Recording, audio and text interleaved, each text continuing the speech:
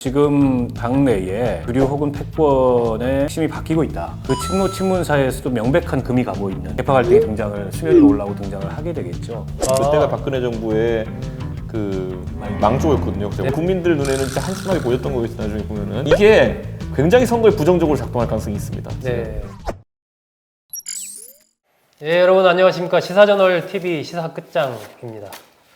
이 여야의 공천이 막바지에 이르게 되면서 많은 변수들이 생기고 또 뭐 다양한 사건들이 일어나는 것 같습니다. 엊그제는 이 전남 순천이죠. 순천, 광양, 곡성, 구례, 갑 국회의원 예비 후보로 뛰었던 서가번 전 의원이 불출마하겠다 이렇게 선언을 했습니다. 원래 이 지역은 서가번 전 의원과 노관규 전 순천시장이 상당히 세게 좀 맞붙었던 그런 지역인데 일단 서가번 전 의원이 불출마를 선언을 했습니다.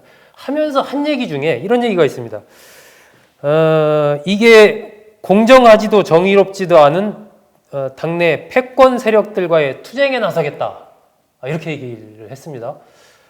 어쨌든 민주당 소속으로 후보가 되기 위해서 열심히 뛰었던 서가번 전 의원의 얘기인데 앞으로 이런 당내 패권 세력들과 싸우겠다 이런 얘기를 했습니다. 이 패권 세력과의 투쟁, 패권 세력은 누구를 말하는 건지 궁금합니다. 이 문제 이준석 미래통합당 최고위원, 박원석 정의당 정책위 의장과 얘기 나누겠습니다. 박 의원님, 네. 사실 서가번 전 의원은 저도 개인적으로도 좀 알고 한데 이렇게 불출마를 하면서 이런 정도까지 투쟁에 나서겠다라고까지 했다는 것은 굉장히 이번 공천 과정에 대한 엄청난 불만 그리고 나름대로의 여러 가지 좀 이렇게 상황 파악을 해보니까 대략 뭐 이러이러 하고 결국 막후에는 당내 패권 세력들이 지금 이렇게 저렇게 지금 판을 놓고 있다라고 봤으니까 이런 얘기를 했을 텐데 이 서가번 의원의 얘기 어떻게 봐야 됩니까? 그러니까 저런 불만을 당 밖의 이 관찰자의 시각으로 보면 그런 거죠. 그러니까 지금 당내에 주류, 민주당 내에 혹은 주류 혹은 패권의 핵심이 바뀌고 있다. 바뀌고 예전에는 이제 친노 친문이 별 경계가 없이 이렇게 큰 덩어리로 있었는데 그 친노 친문 사이에서도 명백한 금이 가고 있는 거라고 봐요. 서가번 의원 같은 경우에는 노무현 전 대통령 비서로 정치를 시작을 그렇죠. 했고 대표적인 뭐 측근 중에 노무현 전 대통령이 야인 시절에도 같이 뭐 지방자치실무연구소 이런 걸 하면서 굉장히 고생을 했고 노무현 대통령을 만든 몇 인방 중에 한 명인 그런 이제 과거의 그런 공신이고 또 청와대에 들어가서 뭐 의전수석도 하고 재선 국회의원까지 했는데 정치적 공백기가 있었습니다만 이렇게 속절없이 공천에서 밀려나는 걸 보니까 이미 과거의 친노 핵심이라는 건 별로 의미가 없어진 그런 어떤 새로운 신주류 세력이 그 내에 등장을 했고 그 신주류가 움직이는 그런 선거, 움직이는 공천 뭐 이런 게 됐다라는 얘기를 이런 식의 표현으로 한 게 아닌가 싶고 그런 흔적들이 뭐 도처에 좀 있죠. 이번에 이제 공천이 거의 끝났는데 그 공천 끝난 이 면면들을 보면 결국에는 문재인 정부의 출범에 핵심적인 공을 세운 사람들 그리고 이제 청와대 인사들 그리고 당내에서도 당내 의원들도 뭐 경선에서 지거나 컷오프 당한 사람들도 부분적으로 있지만 경선에 지거나 컷오프 당한 사람들 중에 뭐 친문 핵심이라고 볼 만한 사람들은 거의 없어요. 그분들은 거의 다 단독 공천을 받거나 혹은 경선에도 큰 무리 없이 통과가 됐기 때문에 결국엔 그 이른바 개파색이라고 한다면 그런 친문 그것도 아주 핵심적인 친문 개파색이 조금은 더 짙어진 거 아닌가 이번 공천을 통해서 이런 불만을 서가번 전 의원이 표현한 게 아닌가 싶어요. 이준석 최고위원은 어떻게 봐? 저는 뭐 이런 분들이 이제 많이 나올 거고요. 왜냐면 그 사실 친박에서 진박을 가르기 시작한 시점 그때가 박근혜 정부의 그 망조였거든요. 제가 봤을 때는 왜냐면 그게 잘 드러나진 않아요 수면에서. 뭐 우리가 표면적으로 봐도 서가번 의원은 친노 중에 핵심 중에 하나였고 하기 때문에 드러나지 않지만 중간고사 공천을 한번 보면 드러납니다. 중간고사 성적표를 보면 박근혜 정권 때도 2016년 2016년 선거가 기점이었어요. 그 전까지는 뭐 유승민 의원을 좀 박근혜 대통령이 불편하게 생각하는 분의 이런 정도였다면은 2016년 초에 이제 유승민을 배신자, 유승민을 잘라야 된다. 우리가 진실한 사람들이다. 그리고 유승민 개까지 다 잘라라. 이런 이제 구체적인 액션이 나오면서 진짜 열받았고 진짜 싫어하는구나. 그리고 진짜 이제 가르기 시작하는구나. 이거를 느끼면서 당의 분열이 초래되고 그 분열된 형태로 총선을 치렀다가 총선 의석수가 안 나오고 네. 그러다 보니까 나중에 본인이 또 이제 탄핵되는 그런 상황까지 나오는 거거든요. 저는 문재인 대통령께서 이번에 총선에 뭐 크게 개입하는 흔적은 보이지 않습니다만은 다만 저 완장찬 세력들이라는 것이 뭐 서가본 의원 정도 되는 사람이 언급할 정도가 됐다면은 상당히 어느 정도 번져 있다 이렇게 볼만하고 오늘도 보니까 그 오기 직전에 이제 점심 시간에 네. 이해찬 대표랑 이근영 부총장인가요? 위원장인가요? 네. 거기랑 그 양정철 원장 네, 네. 이렇게 밥 먹고 나오는 사진을 그 기자들이 찍어서 보도하더라고요. 네. 내용은 별거 없어요. 밥 먹으러 들어갔다. 밥 먹고 나왔다 이거거든요. 네. 근데 기자들이 왜 거기 몰려갔겠냐는 겁니까? 네, 네. 그게 바로 거기가 컨트롤 타워다라는 것을 기자들도 알기 때문이거든요.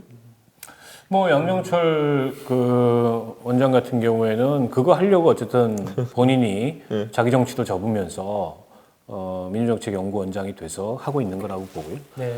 그리고 뭐 이근영 전략기획위원장은 원래 사업하는 분이잖아요. 사업하고 네, 데이터 기획사, 조사 분석 네, 전문가죠. 예. 조사 분석 전문가고 기획사를 운영을 하고 있고 지금도 기획사의 지분을 예. 갖고 있는 거기도 뭐 여러 가지 얘기들이 있더라고요. 분이고 이해찬 대표하고 오랜 그런 친분과 그런 어떤 정치적 인연을 갖고 있는 분이어서 네.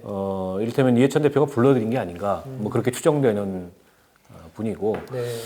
그래서 아직은 뭐 장담할 수 없습니다. 저런 어떻게 보면 주류 색채가 더 강해진 여당의 공천이 네. 선거에서 좋은 결과를 낳을지 아니면 나쁜 결과를 낳을지를 지금 속단할 수는 없어요. 네. 그 좋은 결과를 낳으면 다 합리화되는 거예요. 그렇지 않습니까? 훨씬 더 이게 어쨌든 문 대통령을 중심으로 똘똘 뭉쳐서 선거 승리를 했다.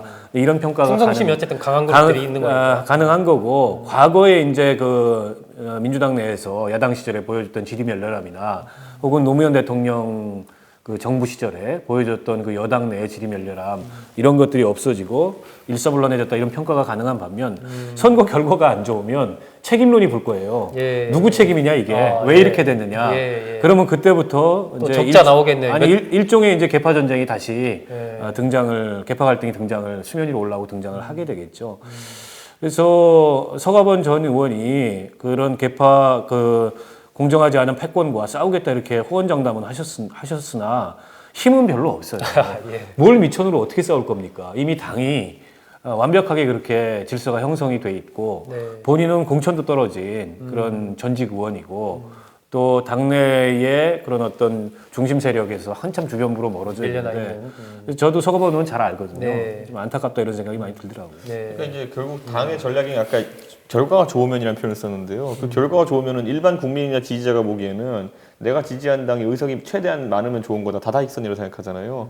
근데 그 선거의 지휘봉 또는 실전 영향 행사하는 사람이 다른 생각을 하면 그때부터 꼬이는 겁니다. 네. 박근혜 대통령의 생각을 보면은 180석을 할 수 있는 기회가 있었죠, 실질적으로. 김무성 대표도 그렇게 얘기했지만은 국민의당과의 분열 사태로 인해 가지고 공천만 잘하면 180석 하는 거였어요, 그때. 그런데 유승민, 김무성계가 많이 당선되는 180석보다는 차라리 똘똘한 120석. 똑똑한 150석 정도, 그 정도를 현실적인 목표로 삼는 게 낫겠다. 나에게 충성스러운. 그게 나름 그리고 선거를 안 해본 사람도 아니고 선거 여왕이라는 사람이 한 판단이었어요. 네, 그러니까 그런 판단이 그런데 국민들 눈에는 진짜 한심하게 보였던 거겠죠. 나중에 보면은 마찬가지로 아까 제가 오늘 기자들이 달려가가지고 이해찬, 양정철, 이근영 이분들이 밥 먹는 사진을 찍으러 갔다는 거예요. 네, 이분들이 무슨 판단을 할지 모르겠지만은 지금 정권이 지지율 하락기에 들어간 시점에서는 박근혜 정부도 그랬지만 묘하게 그런 판단을 하는 참모들이 있어요.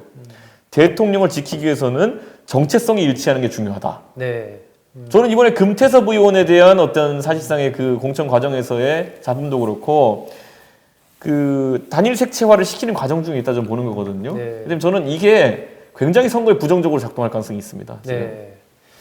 민주당 내에서 불거진 이른바 패권 세력 이 부분에 대해서 앞으로 총선 이후 어떻게 이제 당의 분화가 이루어질지 모르겠는데 어젯밤에 제가 유력한 민주당의 경선자였음에도 그런 기회를 갖지 못한 분과 잠깐 좀 볼 일이 있었는데 여러 가지 얘기를 하더라고요. 5인방, 8인방 막 이런 얘기를 하던데 벌써부터 이제 민주당 안에서 여러 가지 이런 얘기들이 나돈다는 것은 아마 총선 이후에 이 대권 어떤 주자들과의 어떤 전선이 본격화될 때 상당한 어떤 갈등과 분화를 미리 예고하는 것 아닌가 하는 그런 생각도 듭니다. 아마 이 부분은 우리가 총선 이후까지 시청자 여러분들과 함께 지켜보면 또 재미있는 그런 관전 포인트가 되지 않나 싶습니다. 자, 두 분 좋은 말씀 감사합니다.